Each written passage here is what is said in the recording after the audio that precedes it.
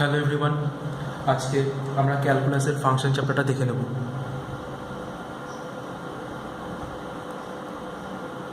দেখো, set relation mapping করানোর সময় আমরা ম্যাপিং চ্যাপ্টারে কিন্তু ফাংশনের কনসেপ্ট সম্বন্ধে জেনে এসেছি। ঠিক আছে, যে ফাংশন কীভাবে ডিফাইন করা হয়। অ্যাকচুয়ালি ম্যাপিংটাই হচ্ছে তোমার ফাংশনকে আমরা ম্যাপিং হিসেবে ট্রিট করতে পারি, বা ম্যাপিংকে আমরা ফাংশন বলছি, তাই তো।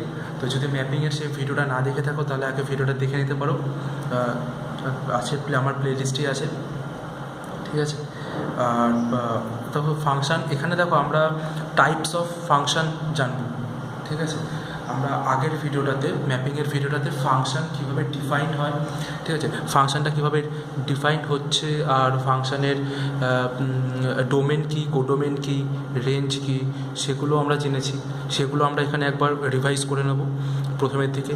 আর ফার্দারও যে ভিডিওগুলো আসবে সেই ভিডিওতে আমরা টাইপস অফ ফাংশন দেখব, সেই ফাংশন কীভাবে ট্রিট করে সেগুলো দেখব। ঠিক আছে, তো এটা কিন্তু টোটালি ক্যালকুলাস পারপাসলি এই ফাংশন চ্যাপ্টারটা শুরু হচ্ছে। ঠিক আছে, তো দেখো, ফাংশন বলতে আমরা কী বুঝি মেনলি। ফাংশন মানে তুমি বলতে পারো দুটো নন এমটি সেট আছে, ধরো তোমার কাছে দুটো নন এমটি সেট আছে, একটা হচ্ছে সেট এ, একটা হচ্ছে সেট বি। ঠিক আছে, আর তাদের মধ্যে একটা রিলেশন আছে এফ। এই রিলেশনের জন্য তুমি বলতে পারো যে each term of A is associated with unique value or unique elements of B. একটা কথা ঠিকমতো খেয়াল করবে, আমি এটার ক্ষেত্রে ইচ শব্দটা ইউজ করেছি, আর এটার ক্ষেত্রে ইউনিক শব্দটা ইউজ করেছি। বোঝাতে পারলাম কেন করলাম? কারণ আমি যখন এ সেট থেকে বি সেটে ম্যাপিং করছি, তখন এ সেটের প্রতিটা এলিমেন্টেই আমার ম্যাপিং করতে হবে। এ সেটের প্রতিটা এলিমেন্টেরই আমাকে ম্যাপিং করতে হবে বি সেট এর সাথে। কিন্তু বি সেটের প্রতিটা এলিমেন্টই যে এখানে মানে ম্যাপিংয়ের সঙ্গে কানেক্ট হবে এমন কোনো কথা নেই। ঠিক আছে, কিন্তু আলাদা আলাদা এলিমেন্টগুলো কানেক্ট হবে, এই কথাটাই বলা হচ্ছে। যে এ সেট আর বি সেট ধরো দুটো নন এমটি সেট, তাহলে এ সেট থেকে বি সেটের মধ্যে যদি তোমাকে একটা ফাংশন বা ম্যাপিং করতে হয়, তাহলে ইচ এলিমেন্ট, প্রতিটা এলিমেন্ট, এ সেটের প্রতিটা এলিমেন্টের সঙ্গে বি সেটের আলাদা আলাদা এলিমেন্টগুলোর একটা রিলেশন থাকবে। ঠিক আছে, তখন তুমি বলতে পারো যে f is a mapping from A to B, or f is a function of from A to B. ঠিক আছে, এ সেটে যদি এলিমেন্টগুলো তোমার ধরে নিই, যে ধরো এ আছে, বি, সি, ডি। ঠিক আছে, আর বি সেটে ধরো আছে 1 2 3 4 5। এবার ধরো এ সেট এখানে কানেক্ট আছে 2 এর সঙ্গে, বি সেট কানেক্ট আছে 3 এর সঙ্গে, মানে বি এলিমেন্টটা, সি কানেক্ট আছে ধরো তোমার এ 1 এর সঙ্গে, ডি কানেক্ট আছে ধরো তোমার 5 এর সঙ্গে। তাহলে দেখো 4টাও যে থাকতে হবে এমন কিন্তু কোনো বাধ্যবাধকতা নেই, কিন্তু 4টে টার্মেই তোমাকে এফ বের করতে হবে। ঠিক আছে, এখান থেকে চলে আসছে তোমার ডোমেন, কোডোমেন আর রেঞ্জ সেট। ডোমেন সেট কোনটাকে বলবো? ডোমেন সেট বলবো এ সেটের প্রতিটা এলিমেন্টকে আমরা ডোমেন সেট বলবো। ডোমেন হচ্ছে সেট এ কে বলা হবে ডোমেন। ঠিক আছে, তাহলে তোমাকে যদি বলা হয় ডোমেন অফ এফ মানে কি, একটা ফাংশনের ডোমেন কি, তখন তুমি বলবে এটা সেট এ। ঠিক আছে, এ বি সি ডি, এটা হচ্ছে ডোমেন। এবার তোমাকে বলে কোডোমেন। কোডোমেনটা কি হচ্ছে? Codomain of function F. Codomain হচ্ছে বি সেটটা। বি সেটের প্রতিটা এলিমেন্ট, প্রতিটা শব্দটার মধ্যে মানে খেয়াল করবে 1 2 3 4 5, প্রতিটা এলিমেন্টে হচ্ছে কোডোমেন, কোডোমেন সেটের মধ্যে বিলং করে। রেঞ্জ, রেঞ্জ অফ এফ যদি বলে, তখন কিন্তু আমাকে দেখতে হবে কোন এলিমেন্টগুলো 1 2 3 5, 1 2 3 5 4 বাদ। ঠিক আছে, কারণ 4-এর কোনো ফাংশন এখানে পাবে না তুমি, তাই তো। তো দেখো, এখান থেকে তুমি বলতে পারো যে 1 is a image of C. ঠিক আছে, 1টাকে কি বলা হবে? Image. 1 is a image of C. তাহলে সিকে কী বলা হবে? C is a pre image of 1। বুঝতে পারলাম? তাহলে ফাংশনটা আমি এইভাবে ডিফাইন করব। এটা ছিল আমাদের ফাংশনের বেসিক, যেটা আমরা অলরেডি ম্যাপিং শিখে এসেছি। এরপরে আমরা দেখব যে নাম্বার অফ ফাংশন কী করে বের করা যায়। নাম্বার অফ ফাংশনস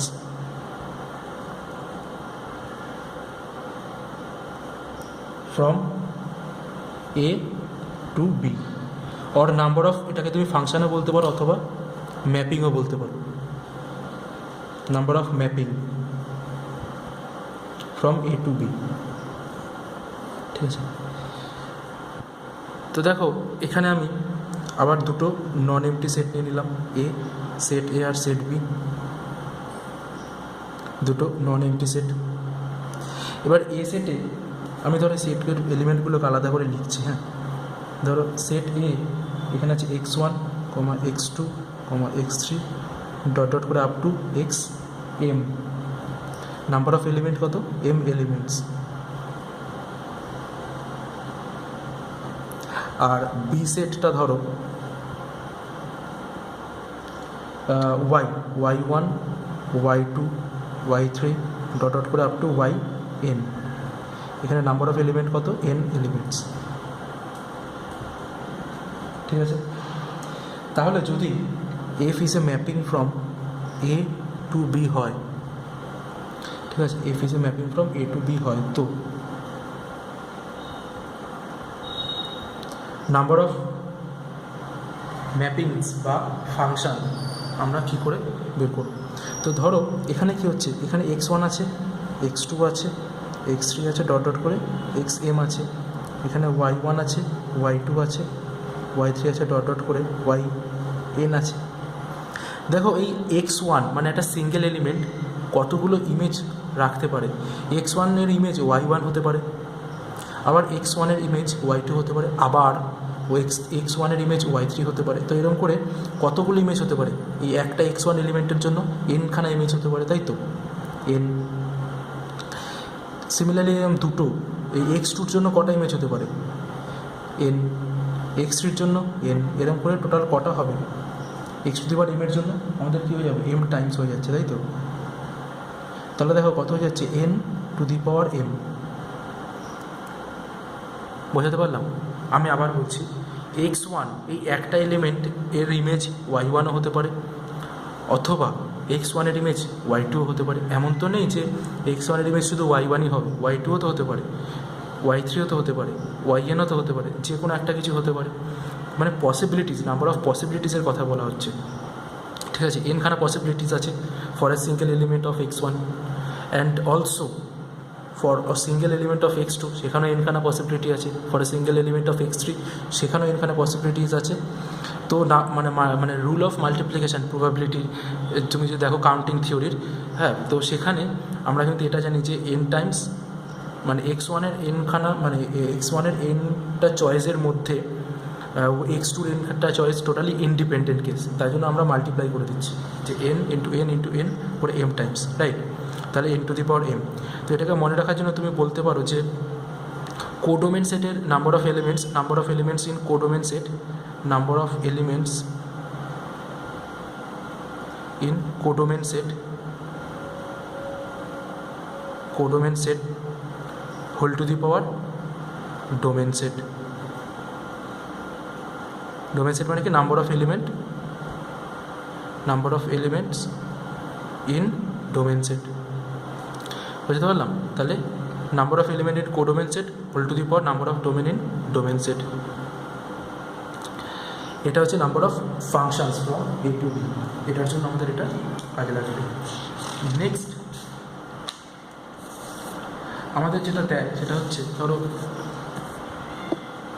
একটা গ্রাফ দিয়ে দিল, আর সেই গ্রাফটা তোমার ফাংশনকে ডিনোট করে কিনা সেটা আমাদের বুঝতে হবে। আমি কতগুলো গ্রাফ ড্র করে নিয়ে, ধরো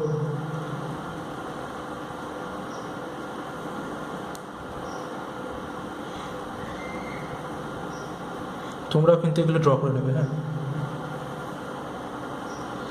এটা একটা গ্রাফ,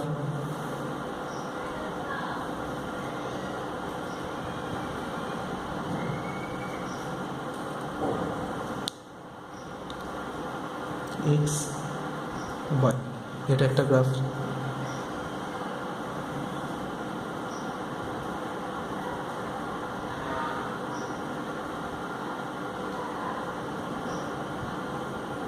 এটা একটা গ্রাফ এক্স ওয়াই।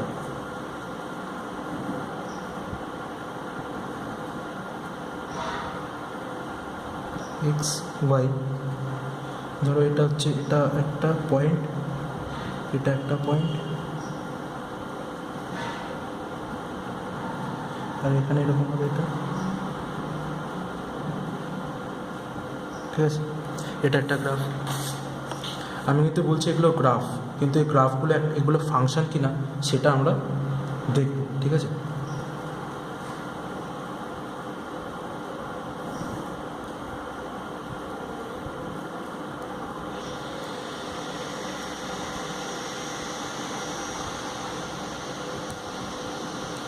এটা এক্স, এটা ওয়াই।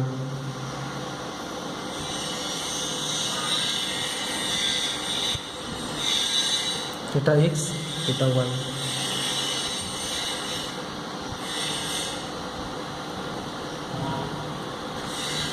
ঠিক আছে, এটা একটা গ্রাফ।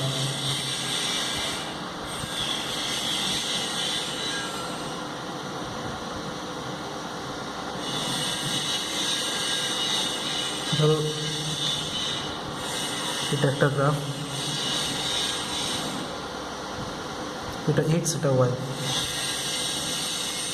এটা এক্স, এটা ওয়াই, এটা একটা গ্রাফ, ঠিক আছে। তো এই গ্রাফগুলো কি কোনো ফাংশনকে রিপ্রেজেন্ট করে কি না সেটা আমরা দেখে নেব, ঠিক আছে। তো কী করে বুঝবো, মানে ধর আমাকে একটা এরকমকে এই গ্রাফগুলো দিয়ে দিয়েছে এরকম, আমি একটা গ্রাফ দেখেই কী করে বুঝতে পারবো যে গ্রাফটা একটা ফাংশনকে ডিনোট করছে কি করছে না, ঠিক আছে। তার জন্য আমাদের একটা কনসেপ্ট জানতে হবে, সেটা হচ্ছে ভার্টিক্যাল লাইন টেস্ট। কী বললাম? Vertical line test. Vertical line test কী বলছে থিওরিটা? বলছে ধরো Y equals to F of X, তোমাকে একটা গ্রাফ দেওয়া আছে। মানে কি? মানে এক্সের ভ্যালু চেঞ্জ করে ওয়াইয়ের যে ভ্যালু পাওয়া যাচ্ছে সেটা প্লট করে আমরা গ্রাফগুলো পাচ্ছি, ঠিক আছে। এক্সের দেখো, এখানে দেখো প্রতিটা, দেখো এই এক্সের ভ্যালু চেঞ্জ হয়েছে, ঠিক আছে। এক্সের ভ্যালু দেখো চেঞ্জ হচ্ছে, ঠিক আছে। রেসপেক্টিভলি এখানে এক্সের ভ্যালু বাড়ছে, আর এখানে ওয়াইয়ের ভ্যালুগুলো চেঞ্জ হচ্ছে। এক্সের ভ্যালু বাড়ছে, ওয়াইয়ের ভ্যালু এখানে চেঞ্জ হচ্ছে, ঠিক আছে।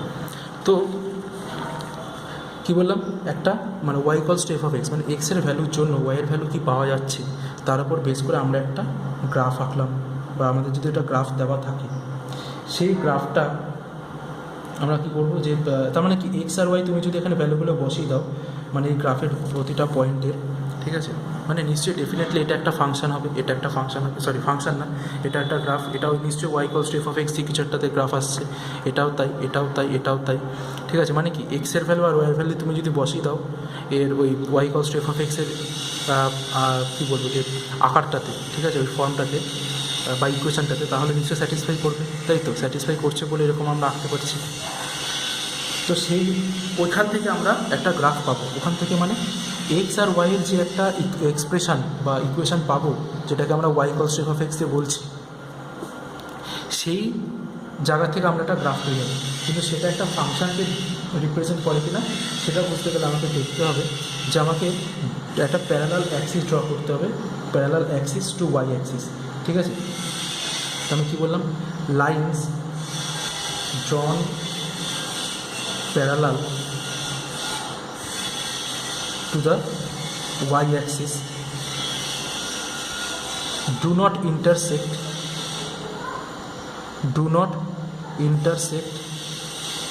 the curve at more than one point, ঠিক আছে। কী বললাম, তুমি ওয়াই অ্যাক্সিসের প্যারালাল লাইন ড্র করবে, আর সেটা যদি ওই কার্ভ বা গ্রাফটাকে মোর দ্যান ওয়ান পয়েন্টে ইন্টারসেক্ট মানে না কাট করে বা ছেদ না করে, তাহলে তুমি বুঝতে পারবে যে ওটা একটা ফাংশন ছিল। যদি মোর দ্যান ওয়ান পয়েন্টে ছেদ করে তাহলে ওটা ফাংশন ছিল না। ঠিক আছে, আমি যদি এটার একটা বেস্ট এক্সাম্পল দিই, ধরো ওয়াই ইকলস টু এক্স, মানে ওয়াই ইকলস টু ধরো এক্স কিউব। ঠিক আছে, এটা যদি ড্র করো তাহলে এটা এরকম দেখতে হয়। ঠিক আছে, এবার তুমি এখানে ওয়াই অ্যাক্সিসের প্যারালাল ড্র করো।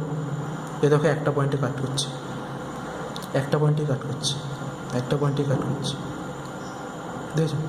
তার মানে কি মোর দ্যান ওয়ান পয়েন্টে কাট করছে না, একটা পয়েন্টেই কাট করছে, তার মানে কি ইট ইজ আ ফাংশন, তাই তো? বোঝাতে পারলাম মেন কনসেপ্টটা কি? সিমিলারলি আমরা এই কটার ক্ষেত্রে দেখে নেব।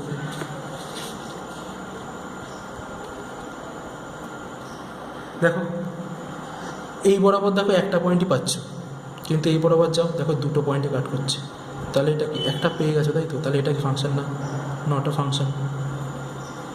এখানেও দেখো তাই, দুটো পয়েন্টে কাট করছে, তাহলে নট আ ফাংশন। এটা দেখো প্রতিটার জন্য আলাদা আলাদা ভ্যালু আছে, এই একটা আলাদা আলাদা সব ইন্টারসেকশন আছে, একটা সিঙ্গেল পয়েন্ট আছে, তাই তো? তাহলে ইট ইজ আ ফাংশন।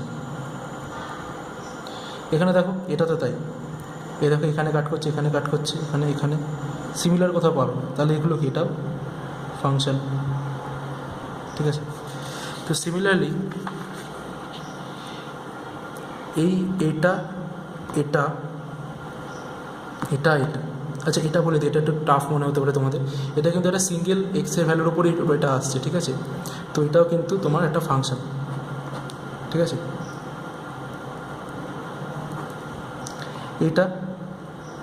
এটা তোমার হয়ে যাচ্ছে। আচ্ছা এটা তুমি এটা তোমরা আমাকে মেসেজ করে অথবা কমেন্ট করে জানাবে যে এটা আমি নাম দিয়ে দিলাম ফিগার। এটা ধরো কত ফিগার, এটা ছিল হচ্ছে 1 2 3 4, এটা হচ্ছে 4 5 6 7 8। ঠিক আছে, এই 6 7 8 এই তিনটে ফাংশন হবে কি হবে না আমাকে কমেন্ট করে বা মেসেজ করে জানাও। ওকে, তো আমরা ভার্টিক্যাল লাইন টেস্ট দেখে নিলাম, ফাংশন কখন ডিফাইন হয় সেটা দেখে নিলাম। ওকে, তো এই ভিডিওতে আমরা এতটুকুই রাখবো। এর পরের ভিডিওতে আমরা দেখে নেব ডোমেন কীভাবে ডিফাইন করা হয়, বা অ্যালজেব্রিক ফাংশনস কী, ফাংশন কত রকমের ক্লাসিফিকেশান সেটা। ওকে, তো চলো টাটা।